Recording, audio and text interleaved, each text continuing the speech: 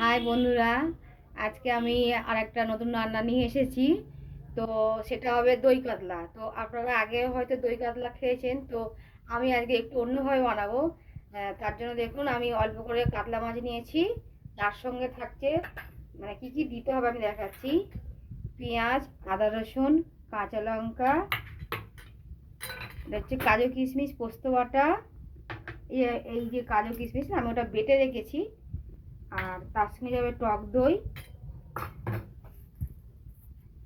আর ফোড়নে যাবে এলাচ, লবঙ্গ, তেজপাতা একটু ফোড়ন দেব। আর তার সঙ্গে লাস্টে আমি শুকনো লঙ্কাটাকে ফোড়ন দেবোটা কীভাবে দেবো আপনারা দেখতে থাকুন। আমি ফোড়নটা ধরাচ্ছি।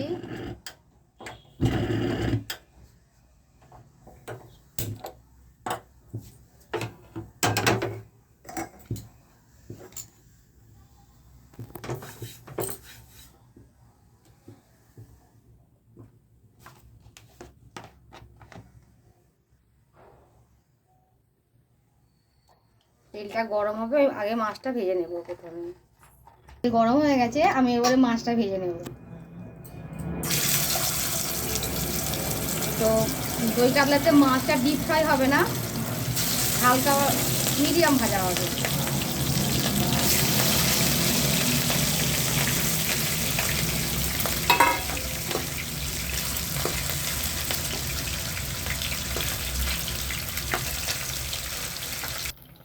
বন্ধুরা, মাছ ভাজা হয়ে গেছে, আমি হালকা ভেজেছি, বেশি ভাজা করিনি, যেহেতু দই কাতলার মাছটা এরকমই ভাজা হবে। মাছটা তুলে নিচ্ছি, নিয়ে আমি এক এক করে মশলাগুলো দেবো।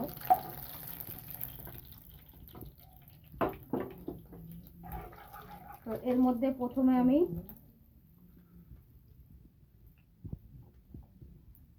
পেঁয়াজ দেবো।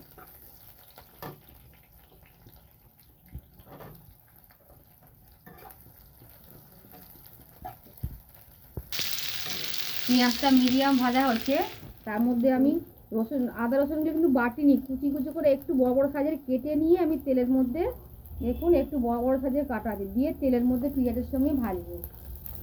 আর তার সঙ্গে গোটা লঙ্কা একটু জাস্ট ভেঙে ভেঙে নিয়েছি, এগুলোকে ওর সঙ্গে ভেজে নেবো, হালকা ভাজা হবে।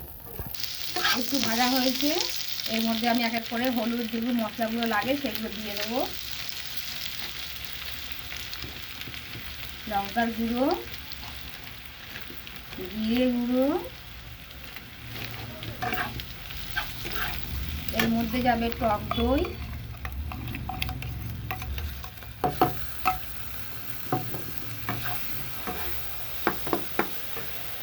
নুন দিয়ে আমি ভেজে নেব। এবার আমি পোস্ত বাটাটা দিয়ে দেব।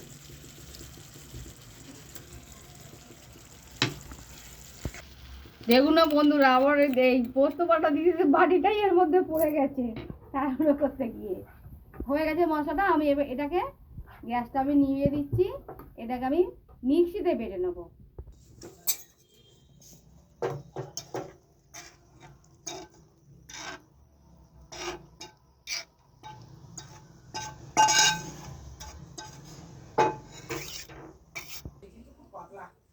আমি এটাকে মিক্সি করে নিচ্ছি। আমি আবার গ্যাসটাকে ধরাচ্ছি। এটা আর একবার রান্না হবে, মানে ওটাকে নেক্সট দ্বিতীয়বার যেটা রান্না হয় সেই মানে এটা প্রসেসটা আমি দেখাচ্ছি। যেহেতু আমি আগে অনেকটা তেল দিয়েছি, তখন এখন আমি অল্প তেল দেবো জাস্ট ফোড়নের জন্য। ওই তেল গরম হয়ে গেছে, এর মধ্যে আমি এবারে গোটা গরম মশলা ফোড়ন দেবো। তার সঙ্গে যাবে তেজপাতা, শুকনো লঙ্কা, এইটা ফোড়ন দিতে হবে। যেহেতু আমি আগে পেঁয়াজ, আদা, রসুন, মশলা সব কিন্তু দিয়ে মশলা কষিয়ে নিয়ে এটাকে আমি মিক্সিতে বেটে নিয়েছি। আর এবার লাস্টে ফের অল্প একটু তেল দিয়ে গরম মশলা, শুকনো লঙ্কা, তেজপাতা দিয়ে ফোড়ন দিয়ে এইবারে আমি এই মশলাটা, পুরো রেডি করা মশলাটা আমি এর মধ্যে ঢেলে দিচ্ছি। আমি এটাকে দ্বিতীয়বার যেটা মশলাটাকে আবার একটু ভাজা করে নিলাম, হয়ে গেছে। তো যেহেতু টক দই, পোস্ত বাটা এগুলো পড়েছে, বাদাম টাদাম, তো এটাকে মানে ম্যানেজ করতে তো একটু চিনি লাগে।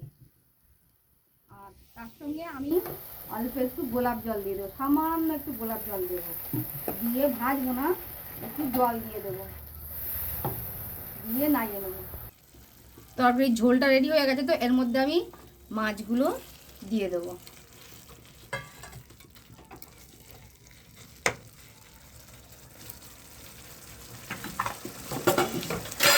কিছুক্ষণের জন্য আমি চাপা দেব। দেখুন বন্ধুরা, আমি আজকে একটু নতুন স্টাইলে দই কাতলা করলাম দেখুন। আর আপনাদের যদি ভালো লাগে তো প্লিজ আপনারা ঘরেতে ট্রাই করবেন, আর লাইক কমেন্ট শেয়ার সাবস্ক্রাইব করে দেবেন। Thank you.